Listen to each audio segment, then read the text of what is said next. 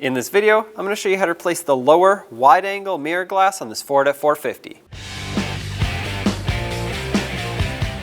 On the back of this mirror glass, you'll see these plastic tabs. This is basically what we're going to aim to pry off of there. So I'm showing you this now in the new piece because you're not going to be able to see it back there. Also, just as a side note, if you wanted to cover this with tape, a lot of times that prevents glass from coming off and shooting everywhere if the mirror glass does happen to break. Also, of course, wear gloves and eye protection. It can be a little bit dangerous. So, take a plastic trim tool, try to pry it off of here. Now, of course, if your mirror is already broken and that's why you're replacing it, maybe you don't even have to do this. There we go. It's almost off of here, halfway.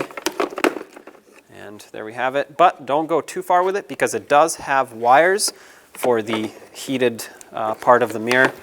Slide this connector off. These tabs right here are a lock for the connector.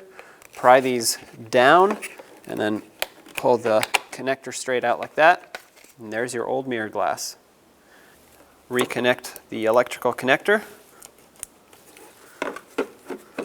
Slide the mirror glass on and snap it onto the back side of the mirror. Sometimes it requires a good hit. Just be careful, obviously. And there you have it. That's installed. When only the best will do, demand TRQ. The only company that lets you view before you do.